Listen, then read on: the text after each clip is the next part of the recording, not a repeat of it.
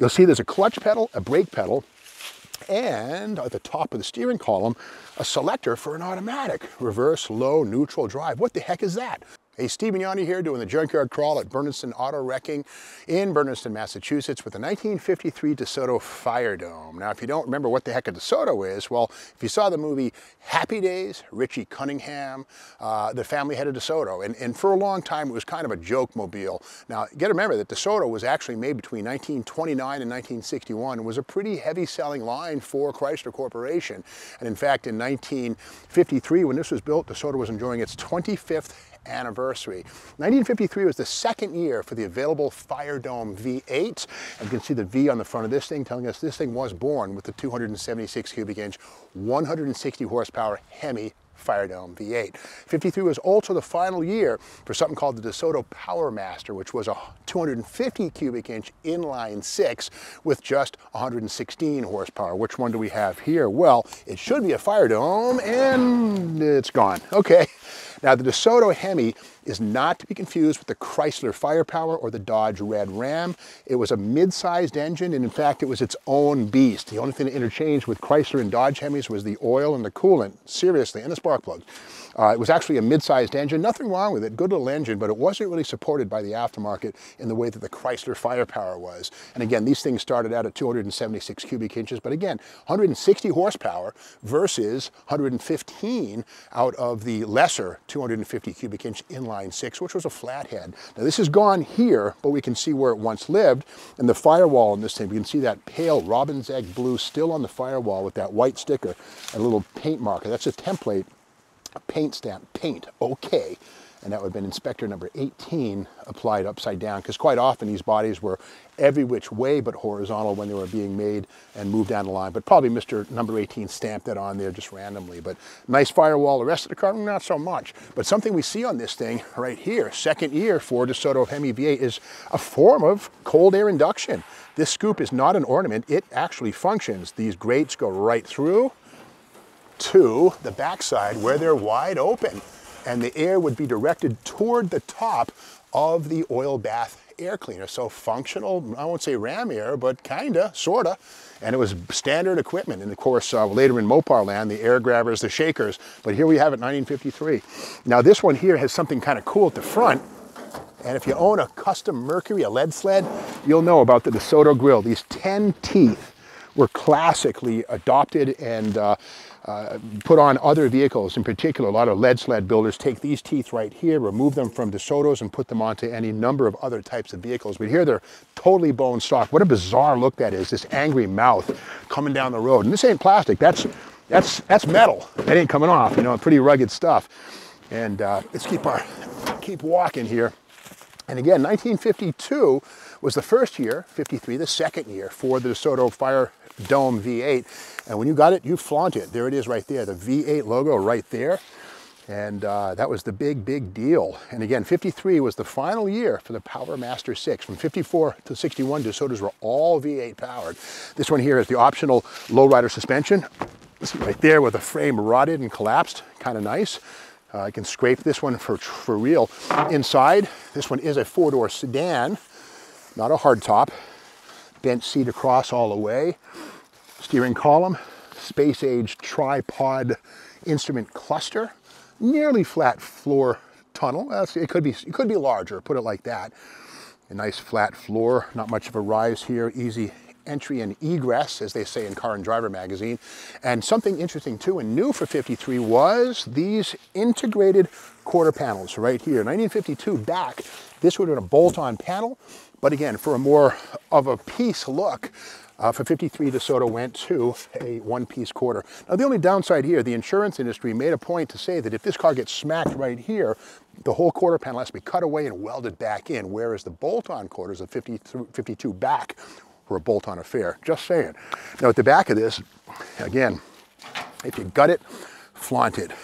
V8, right there, not seen on the Power Master 6s, and even in case you didn't catch that cue, right down at the bottom right, the word 8, as in V8, right there.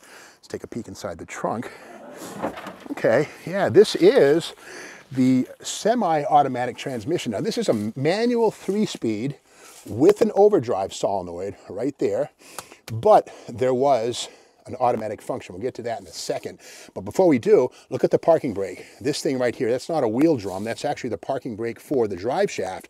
You'd step down on a lever or pull a handle, depending on what year. Shoes inside of this would expand just like they do in the drum brake on a Charger or a Barracuda, and that would hold the car on a hill. So this is the 3-speed manual with overdrive, but we'll talk about the fluid coupling in a second. That's inside.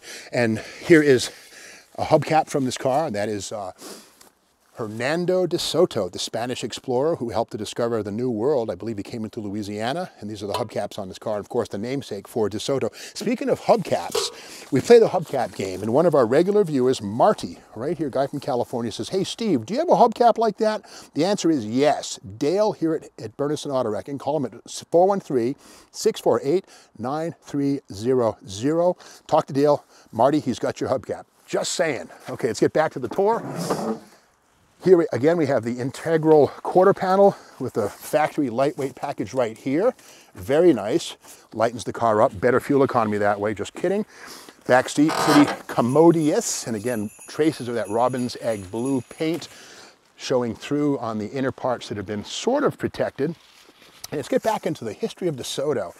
And you got to remember, from 1929 onward, so DeSoto's 20th anniversary, here's 1949, and there's Hernando DeSoto right there in relief. And you gotta keep in mind, these were pretty stodgy cars, bolt-on rear fenders, really tall greenhouse, and Chrysler management said that the looks won't knock the eyes out of your head, but they also won't knock the hat off the top of your head. And that was something where they wanted to have people be able to wear hats. Now, 10 years later, 1960, look how radically different things were. This is 1960. Let's keep in mind too, this is the year before DeSoto folded, but look at the jet age styling. Virgil Exner doing his best. Fins, big horsepower, rocket themes right there. The Atlas rocket taking us into space, or getting ready to anyways. The Saturn, of course, did the job, but these were steps along the way. And of course, Chrysler's Redstone rocket division had a lot to do with that. But here are DeSotos right here of many types. But here's the most important thing. High performance was coming on strong, and look at that. Here's the Ram Charge engine. That's the Sonoramic V8, and it says here, for brilliant responsiveness in the middle speed range and safer highway passing, DeSoto offers the Ram Charge engine based on the Ram induction principle, proved in years of Chrysler Corporation research, et cetera, et cetera. And it says available at extra cost on adventurer models only. So by this point in time, the Hemi was gone. 1958, I believe, was the final year for a Hemi V8 in a DeSoto. By this point, the wedge was the rule. Now, getting back to that transmission, take a peek in there, Super Shane cameraman. You'll see there's a clutch pedal, a brake pedal, and at the top of the steering column, a selector for an automatic, reverse, low, neutral, drive. What the heck is that?